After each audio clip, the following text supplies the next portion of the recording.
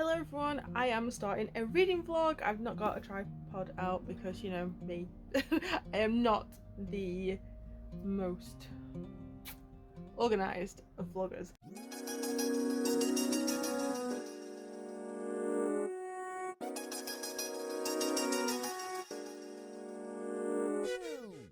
I am going to be reading The Coldest Touch by Isabel Sterling and These Witches Don't Burn by Isabel Sterling. I got this from Fairy Loot and I got the other one from Z as a birthday present. So I thought, because I've got two Isabel Sterling books, do a reading vlog of two standalone books, see how they compare in terms of writing style and plot, what I enjoy about them, what I don't, and sort of like any comparative books that you can read if you enjoy these, or what I feel like you might enjoy. So I have started with this book. I'm on, I think it's 29 pages. Yep, I'm on 29 pages so far. It's been quite a quick 29 pages. There's a lot of information being provided. It doesn't feel like too info dumpy, and I am enjoying it. I will hopefully keep you updated, but I'm gonna go and read some more of this because I've not really got enough to form an opinion. I like the writing style. It seems quite easygoing. It's not too complex. But again, this is a YA book. I don't really know what it is. I think it's like YA urban fantasy. I don't know. Oh, it says, from the author of These Witches Don't Burn comes paranormal romance for fans of Rochelle Mead and Stephanie Meyer. So apparently it's paranormal romance, but I don't think it's going to be like steamy paranormal romance because it's YA. I think it's going to be a bit more toned down. But we'll see if I enjoy it, because I do enjoy paranormal romance and there's like a mystery element, so I'll let you know how I'm getting on. Quick update on The Coldest Touch before Todd gets home from work today. I am halfway through. I read this in one day. I have not read it in a few days actually, so since I picked this book up I've not read any more, but I am really enjoying it. It's a really quick, sort of fast-paced read. I am liking the relationship that's kind of like going on between Claire and, I can't remember her name, Elise. I like the way that that's been built up, of Elise not really trusting her and having like all these doubts and misgivings, and Claire being reminded of the last time that she let herself like have any emotion towards anyone. So I think that's an interesting dynamic within this story, because I think it's touted as a paranormal romance, and so far like there's not really a relationship. So far it seems more like Claire is getting a bit obsessed maybe with Elise, which is an interesting take. But then is it really, because that's the vampire becoming obsessed with like the human, although she's not really a human. I think I'm gonna sit down and maybe finish this today. I've got a couple of videos I need to edit, and we're like at the end of June and I've not put up my huge wrap up from like February to May, so I want to do that before the end of June. And then I've got loads of other videos, but I think I'm gonna try and finish this before the end of this month, because I would like to have it as part of like my June finished videos. And yeah, where's the other one that I've got? So the joys of being downstairs is that I'm next to the bookshelf with most of my things on it. So the other book that I want to read as part of this vlog is These Witches Don't Burn by Isabel Sterling, and I don't know if this one is paranormal romance as well. Oh, there's a sequel to this one called This Coven Won't Break, so if I like this one then I can get it. This one seems a bit more flimsy, I don't know why. It's very floppy, but like not in a good way. Like the printing on the back seems like a bit low quality really, to say that this is a Penguin book. I don't know if it's because it's shipped in from America, so different printers. Like we normally have like this one's a bit thicker, like it's not really a floppy paperback, like the difference between them. But I think this one's paranormal romance as well, but I know this one deals with witches, and this one, although not really witches, has got like that sort of paranormal element to it. But it'd be interesting to see, because I think this one came out first, because obviously I got this one from Fairy Loot. I've had this one for a while, but I'm intrigued to see where this one goes and if I enjoy it as much. And if I do, obviously there's a sequel that I can go and pick up. But so far this one is a good read. I've not got like any sort of concrete feelings towards it. It's just an okay book at the moment. I don't think it's like a 5-star read. I'd probably go more like 3.5 at the moment, maybe 4, just because I like the characters, I like the way that it's all been set out, I like the way that the plot's progressing. The idea of the Death Oracle is interesting. I'm not sure if that's going to be delved into a little bit more, because that feels like there's a lot more to it. Also the Veil and their importance within this world, also intrigued by how that's going to be tackled. But I don't know if maybe like there should have been more things explained so far, seeing as we are like halfway through the book.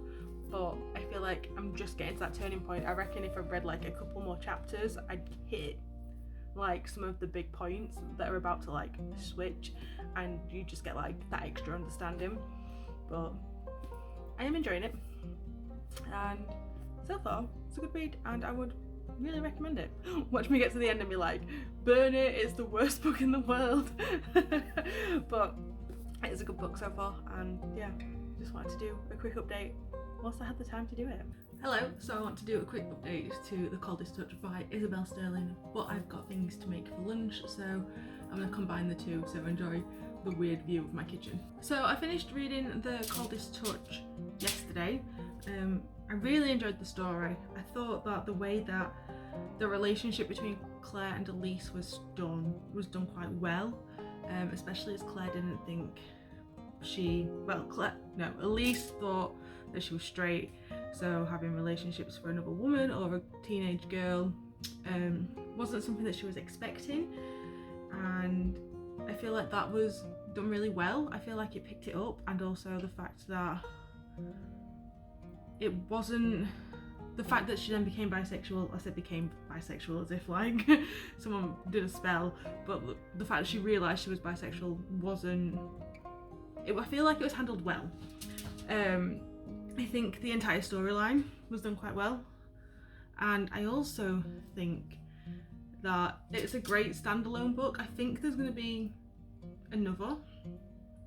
I think it's a series. I'm not sure if it's a duology or a trilogy, but it's definitely going to be. I have no idea. I'm chicken pieces on here.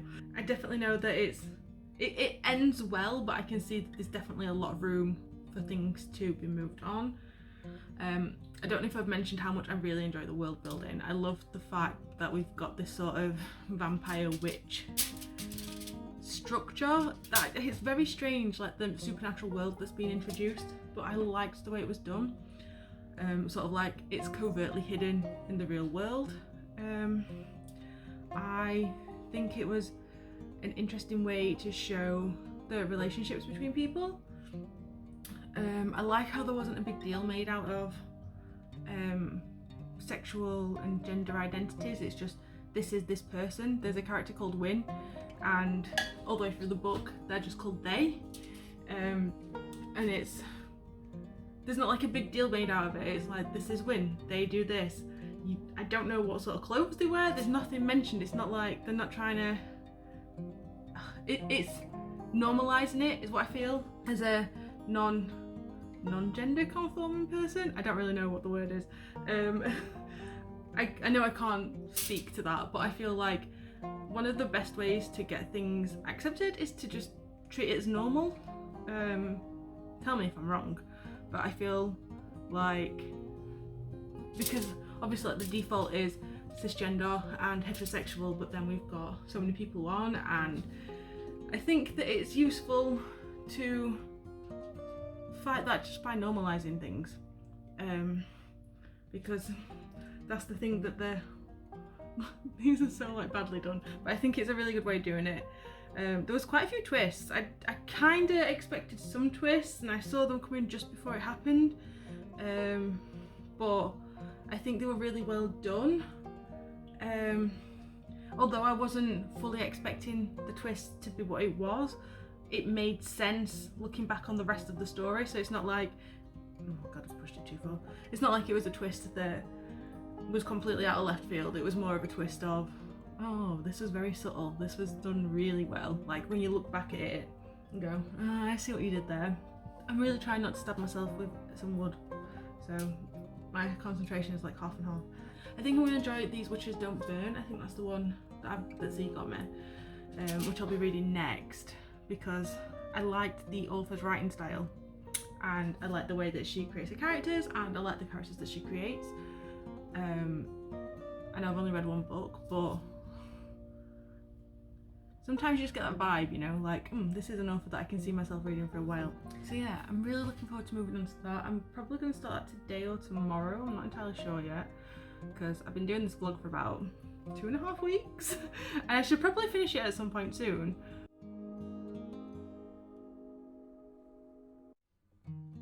Hopefully you'll be getting that soon. I'm just gonna put my food onto the grill, so I've got it ready for lunch, and I'll check back with you all when I've actually started reading These Witches Don't Burn, and hopefully with fingers that are a bit less disgusting.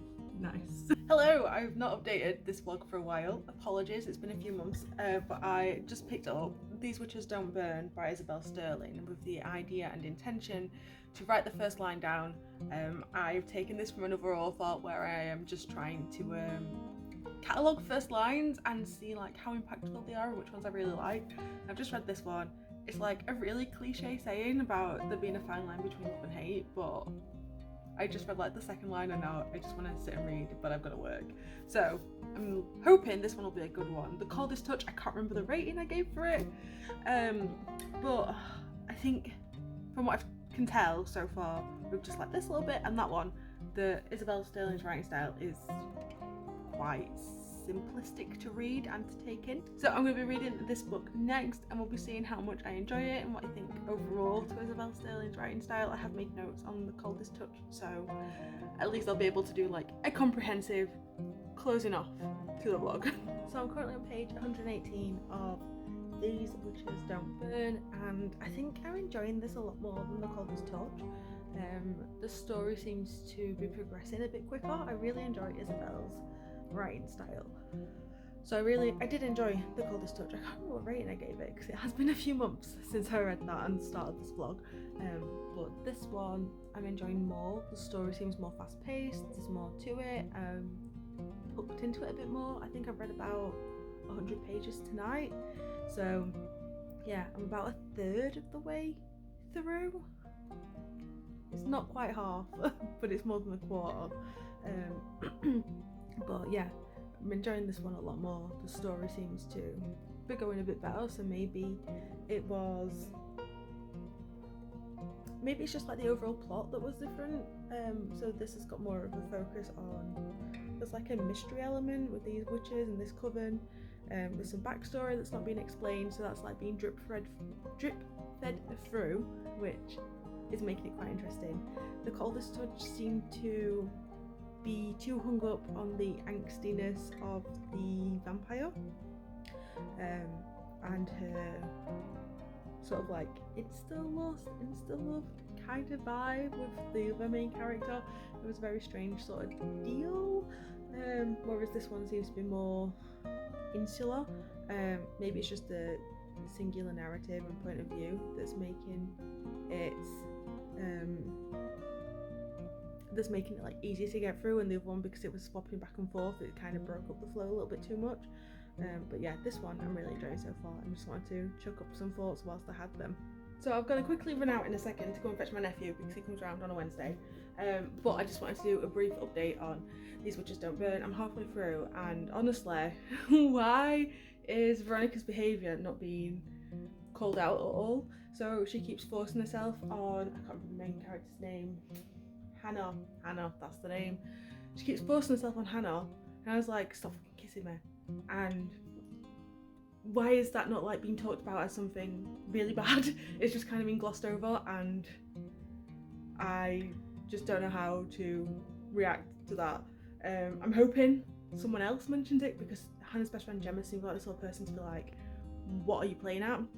But so far, nothing, and I'm not really enjoying that vibe. It's like, these are teenagers. This is a YA book.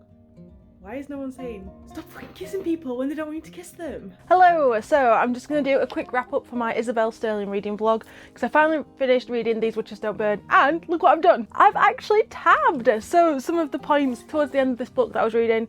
So I read like half a book in a day pretty much.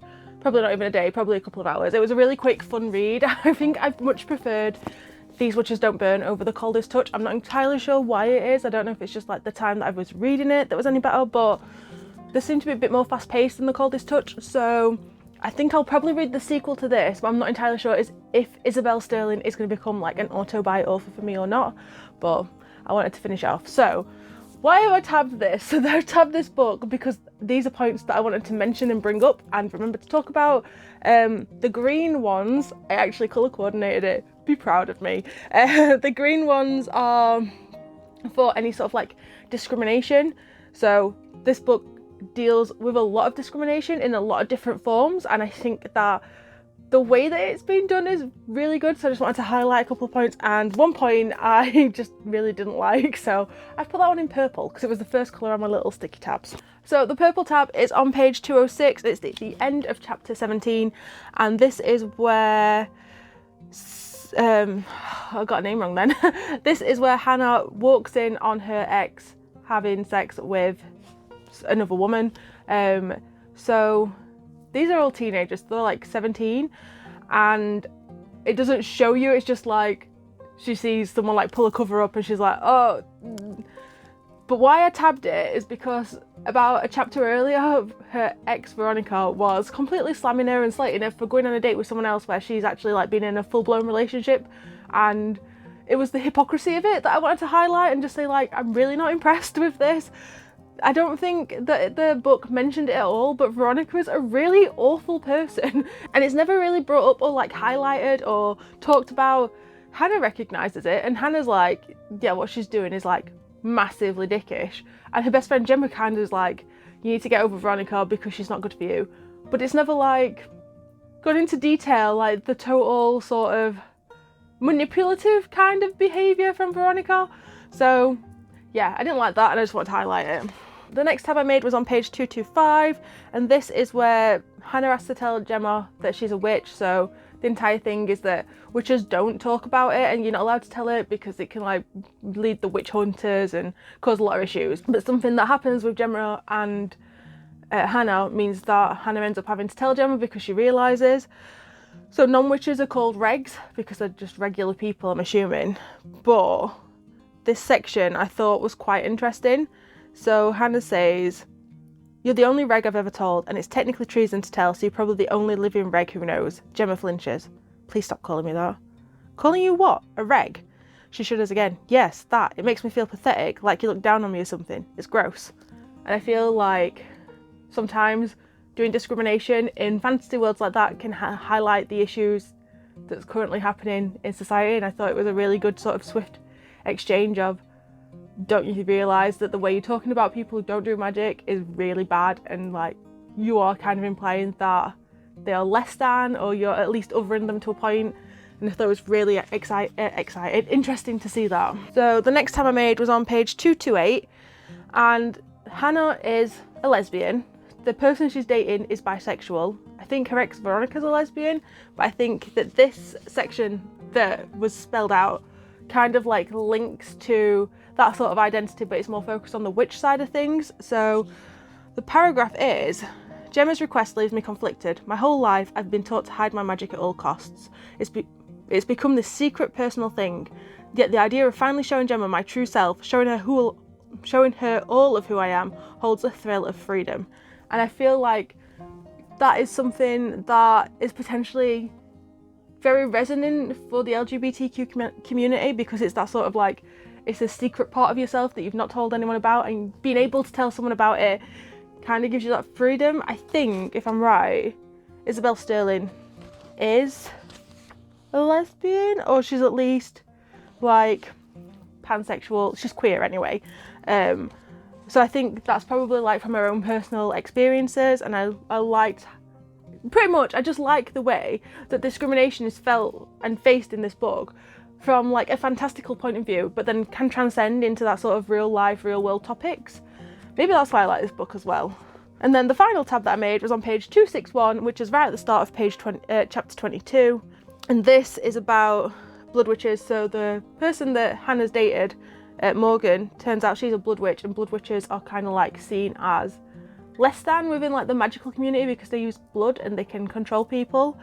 And again, it's the discrimination theme. Morgan crosses her arms. Why? Because I'm a blood witch. The thing of nightmares. She glares at me. I'm not stalking you, Hannah, and there's not some big bad blood witch out to get you. My parents and I are the only ones in the state. That's precisely why we picked Massachusetts.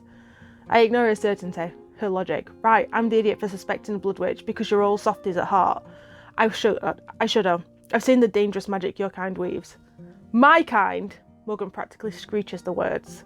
And it's that, again, the othering, the sort of ingrained bigotedness.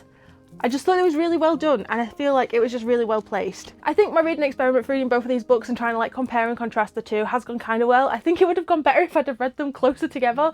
So we're currently in December and I read The Coldest Touch, I think it was in June. So it has been a while. I can't really remember much of the story, but I do know that although I liked it, I didn't find it that gripping, whereas this one, read it so quick, didn't want to put it down. This one is definitely the better one, so I will be picking up the sequel. I'm not entirely sure on The Coldest Touch. I think I can't remember what rating I gave it. I think it was like 3.5 stars, maybe 4. I think it goes to show that sometimes, even with authors that you enjoy, you might not enjoy all of their books, and I feel like it was a kind of successful reading experiment. If you've read either of these two books, let me know in the comments down below, or if you've read any more of Isabel Sterling's work, let me know as well, and if you think that there's anything else that I might potentially like. I'm definitely going to be reading the sequel.